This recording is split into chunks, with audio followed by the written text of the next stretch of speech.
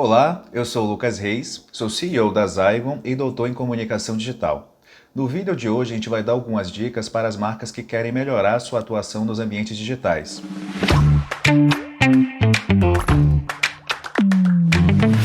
A gente sabe que a pandemia acelerou o processo de transformação digital da comunicação e vários profissionais têm muitas dúvidas como agir nesse ambiente da melhor forma. O primeiro passo para a atuação digital é ter um bom planejamento. Como em qualquer outra ação de comunicação, né? A estratégia é fundamental. O planejamento de comunicação tem que estar alinhado ao planejamento do negócio, da empresa, da marca.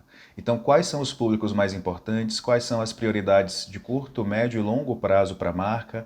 Quais são os produtos que vão ser trabalhados? Quais são os pontos fortes e fracos? Enfim, a grande diferença do planejamento para o ambiente digital é que há recursos novos tanto para entender o público como para ativar, para se relacionar com esses públicos. Mas, em linhas gerais, é a mesma lógica de um planejamento, seja um planejamento estratégico, seja um planejamento de comunicação tradicional. A gente precisa enxergar onde a gente quer chegar, traçar um caminho, uma jornada de como chegar até lá e definir quais são os milestones, quais são as metas e métricas que nos permitem avaliar se a gente está conseguindo executar a nossa estratégia da melhor maneira.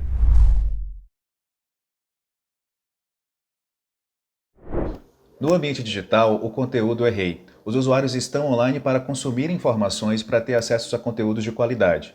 Então, cabe às marcas produzirem conteúdos que sejam relevantes para esses usuários, para atrair a sua atenção. E online, a gente pode fazer isso monitorando o que as pessoas falam nas redes sociais e acompanhando algumas métricas sobre quais conteúdos engajam mais ou quais conteúdos, por exemplo, em nosso site atraem mais visitantes. Ao decidir o que a gente vai falar, a gente pode pensar em como vai falar. E aí é bom lembrar que o ambiente digital ele é multiplataforma. As pessoas consomem conteúdo tanto em texto, áudio, imagem e vídeo. Se por um lado o conteúdo é rei, a distribuição é a rainha, ou seja, a gente precisa fazer esse conteúdo chegar até o usuário.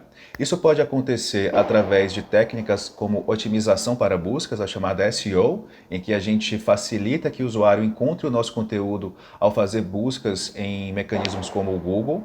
Isso pode acontecer porque a gente usa técnicas ou soluções de mídia, como mídia programática, ou mídia através de mecanismos de buscas, ou mídias em redes sociais. Ou isso pode acontecer porque a gente tem relacionamento com influenciadores, disparos de e-mail e produção de conteúdo consistente em redes sociais. Enfim, a gente precisa produzir um bom conteúdo para atrair o usuário e pensar que a estratégia de distribuição, de disseminação, de divulgação desse conteúdo é tão importante quanto um bom conteúdo.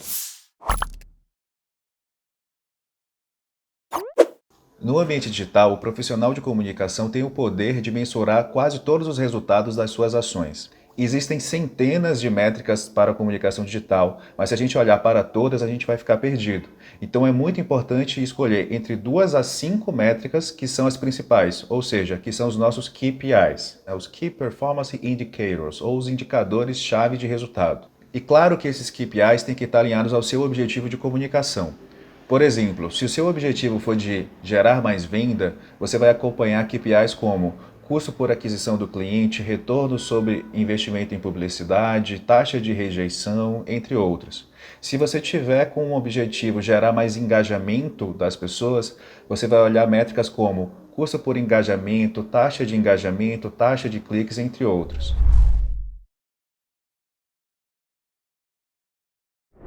É importante também que o profissional de comunicação tenha em mente que o ambiente digital é muito dinâmico, é vivo. Ele vai estar sempre inovando. Há sempre algumas tendências que podem ou não se estabelecer.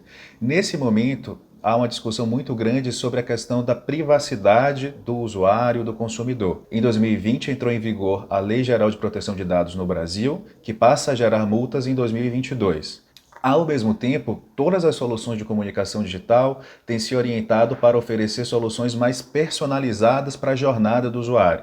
Então, o caminho, a tendência que a comunicação digital segue nesse momento é a de conseguir personalizar a comunicação respeitando a privacidade do usuário. Além disso, as marcas estão sendo cobradas cada vez mais para se posicionarem sobre alguns temas importantes para a sociedade. Essa tendência está alinhada à temática de ESG, ou seja, assim como todas as áreas de uma empresa, também a comunicação está sendo cobrada para mostrar o impacto que gera para a sociedade, para que a comunicação das marcas não reforce estereótipos, que inclua cada vez mais grupos minorizados como personagens da sua comunicação e que haja um posicionamento claro sobre qual é a opinião da marca sobre as grandes questões que a sociedade enfrenta nesse momento.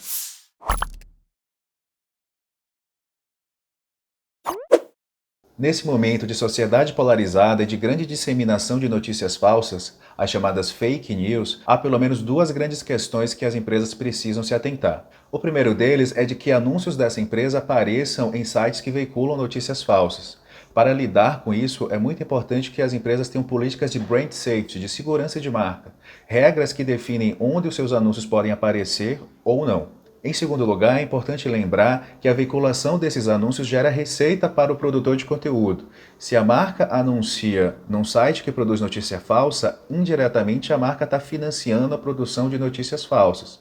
Então é muito importante que as marcas acompanhem onde os seus anúncios estão aparecendo e para onde a sua verba publicitária está sendo direcionada, para que a marca avalie se o seu investimento publicitário está estimulando a produção de conteúdo excludente e polarizador ou a produção de conteúdo inclusivo, diverso e empoderador.